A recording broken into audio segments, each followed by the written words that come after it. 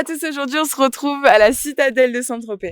Fière et riche de son passé maritime, la ville de Saint-Tropez a décidé de créer un espace muséal moderne au cœur du donjon de la citadelle qui, depuis plus de 400 ans, surplombe cette ville. À quoi sert ce musée ? Ce musée sert pour les visiteurs à découvrir les hommes et les femmes qui façonnèrent siècle après siècle le Saint-Tropez de nos jours.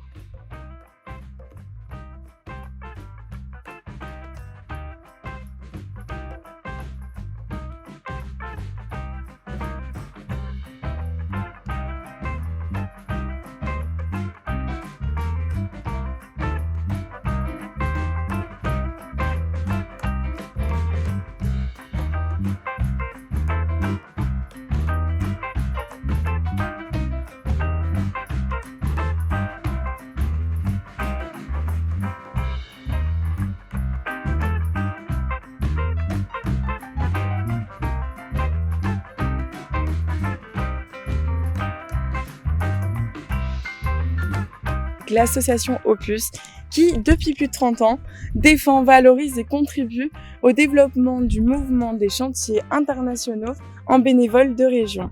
Chaque année, l'association de la Courac propose une cinquantaine de projets pour plus de 1100 participants de 60 nationalités différentes.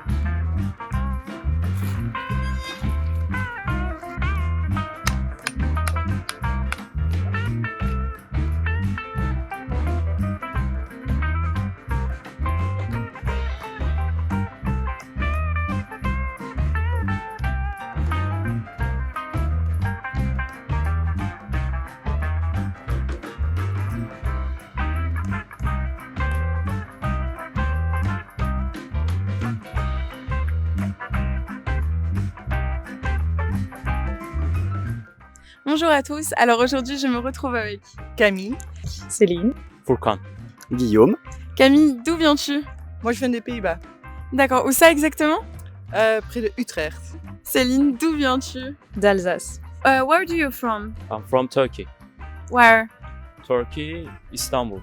Guillaume, d'où viens-tu ? Alors je viens de l'Hérault, dans le Plus 34, précisément en France, à côté de Sète. Je suis, alors pour le chantier en tout cas, je suis l'animateur technique. Alors, est-ce que tu peux nous dire en quoi consistent vos journées sur ce chantier avec l'association Opus ? Sur le chantier même ou en général? En général. On commence le matin avec bosser au chantier. Donc on répare le mur de la citadelle de Saint-Tropez, on fait de la maçonnerie. Oui, donc là on fait à peu près 2 heures de travail, après on a une petite pause et après on refait 2 heures. D'accord. On revient ici pour prendre le déjeuner et après on se repose un peu et des fois on fait des sorties, des fois on reste à la piscine, c'est un peu comme ça. Et après le dîner on est ensemble. C'est génial. En plus, la cuisine est super bonne. On est d'accord. Ouais. Surtout quand c'est toi qui l'as fait. Alors le matin, c'est réalisation du chantier, donc construction d'un mur en pierre. Et puis l'après-midi, c'est découverte de la région, visite, balade ou repos. Super. Et je crois que vous cuisinez super bien en groupe aussi. Ouais, il y a des talents cachés. Une journée type, on se rencontre le matin, on prend le petit déjeuner ensemble. On va au chantier entre 8h et on arrête à 13h. Ensuite on rentre, on mange ensemble. Et l'après-midi on fait des activités, on va découvrir des plages, voilà. Et puis le soir, on remange ensemble et puis voilà, on fait des jeux de rencontre, plein de jeux. Donc on a fabriqué aussi et puis voilà. Et on va se coucher tôt parce que le lendemain il y a travail. Comment t'as connu ce projet avec l'association Opus ? Par mon école d'ingénieur. Ok, d'accord. Petit mail, T'es en quelle année là d'école d'ingénieur ? J'ai terminé, donc là je fais un master en environnement. Super, la classe. And how did you learn about this project? I'm from a French university. You know, in my university, lots of students used to do kind of things in France to learn French, and I learned from them. Comment tu motiverais quelqu'un qui a peur de se lancer dans ce projet? Oh, bonne question.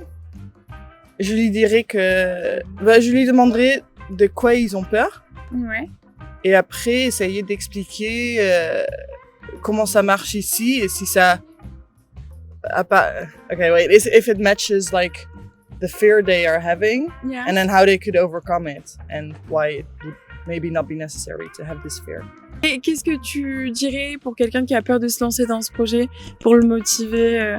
Ben, carrément, faut foncer, c'est fun, c'est du temps, on apprend à découvrir des gens, on se crée des amitiés qui peuvent durer pour certaines, et voilà, c'est intéressant. Après, on découvre aussi des techniques un peu anciennes de maçonnerie, c'est cool. Ah, c'est super ça.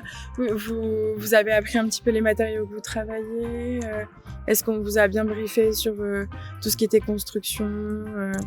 Est-ce que vous êtes senti bien accompagné dans la construction? Est-ce que c'est quelque chose que tu penses qui va te servir pour plus tard? Ouais, du coup, on a un animateur technique qui est super, qui nous montre toutes les facettes de la construction. Et puis, pour plus tard, ouais, vu que je suis architecte paysagiste, donc ça me servira toujours, quoi. How would you recommend this kind of project? I would recommend this kind of projects because of their, helping to heritage, knowing other peoples, knowing us, actually discovering the other universes to people who comes from another countries. Yeah. These kind of projects are very, helpful for them. And besides, as I said before, there's a vocation part. Yeah. That's wonderful. We just work for the morning till the midi, till the noon, and then we were free, and that's for sure. We were free for the weekends. We all made a wonderful vacation. Moi, en tant qu'animateur technique, je conseille, en tout cas, pour participer à des chantiers, le côté, l'expérience humaine, la rencontre, la découverte de soi, des autres. Et voilà, c'est un échange, c'est des surprises, voilà, c'est en général, quoi. Ok, super, je te remercie. C'est super, merci beaucoup. Ok, thank you. Je te remercie. Merci à vous. Bonjour, donc Yacine Guémoud, conseiller jeunesse et sport à la direction régionale jeunesse et sport engagement à Marseille. Merci pour cette présentation, Yacine Guémoud. Par rapport concernant les chantiers, quels sont les apports et les associations, comment cela fonctionne-t-il, si vous pouvez nous expliquer? Merci. Donc en fait, on a à peu près une quinzaine d'associations qui œuvrent et qui mettent en place des chantiers sur tout le territoire PACA, donc dans les différents départements donc de notre belle région. Donc les chantiers, en fait, c'est l'occasion en finalité pour un jeune de vivre une véritable expérience autour du patrimoine, autour de l'environnement, pour développer la valorisation des espaces qui sont autour de lui. Donc c'est vraiment l'occasion en fin de compte de venir rencontrer d'autres jeunes, puisque nos jeunes viennent un petit peu, c'est les chantiers internationaux, donc ils viennent un petit peu de partout. Ils peuvent venir donc de territoires comme l'Espagne, comme les Pays-Bas, et bien plus loin encore. On a même aujourd'hui sur le chantier qu'on est venu visiter aujourd'hui à Opus, des Turcs qui sont là. Donc voilà, les chantiers, en fait, c'est une vraie expérience d'éducation populaire, donc d'autonomie. On est là pour rendre le jeune autonome, pour l'aider en finalité à venir rencontrer d'autres jeunes, d'apprendre la langue, bien sûr le français, mais aussi l'anglais, puisque beaucoup parlent anglais sur les chantiers. Voilà, c'est une véritable expérience humaine, donc c'est une richesse. Ce qu'on veut en fin de compte, c'est que le jeune reparte avec un épanouissement personnel, et que ça peut être un rebond dans sa vie, ça peut ouvrir des portes professionnelles. Donc les chantiers de jeunes, c'est une expérience original dans lequel en fait le jeune donne de son temps et en donnant de son temps, il donne aussi de l'énergie à sa collectivité, à sa commune, mais aussi aux jeunes qu'il rencontre. Donc c'est une expérience forte. Alors nous, les services de l'État, quel est notre rôle? Notre rôle, c'est tout simplement de venir financer ces chantiers. Donc on finance aujourd'hui les associations comme la CORAC, comme Opus, comme le CJPCA, bref, il y a beaucoup d'associations que l'on finance.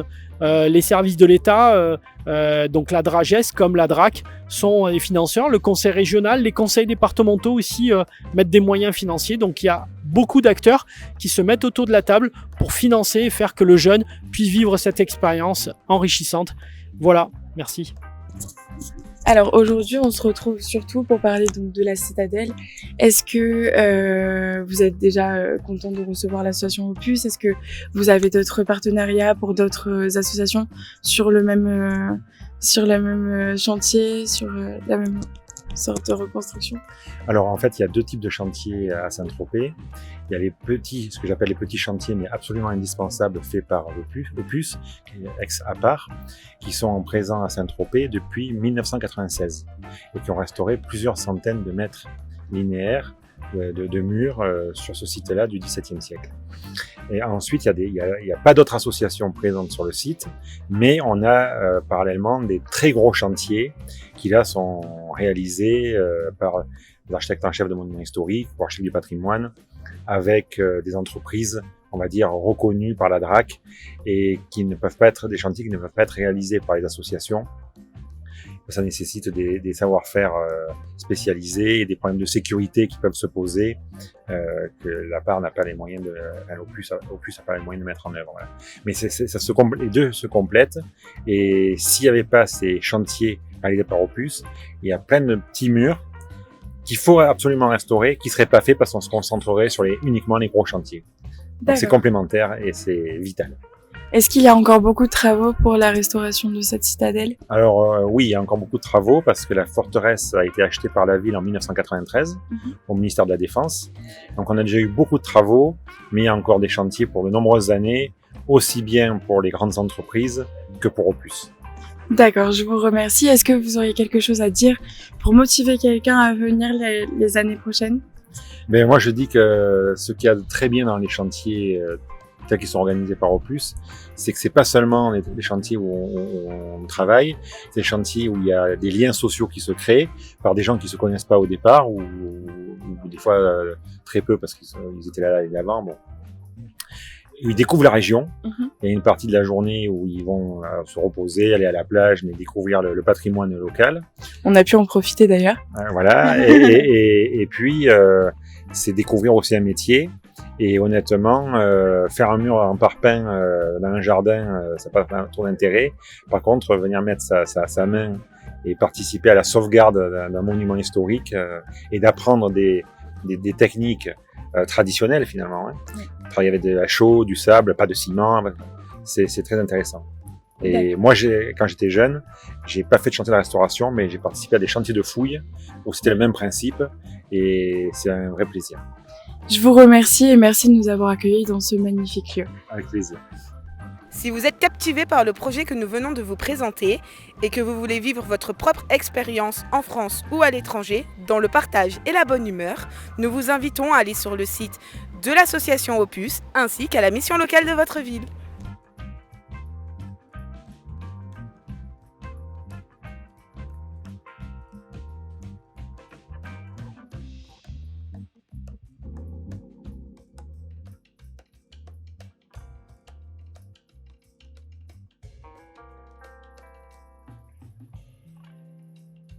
Très bien, merci beaucoup. Est-ce que tu peux nous faire un petit air?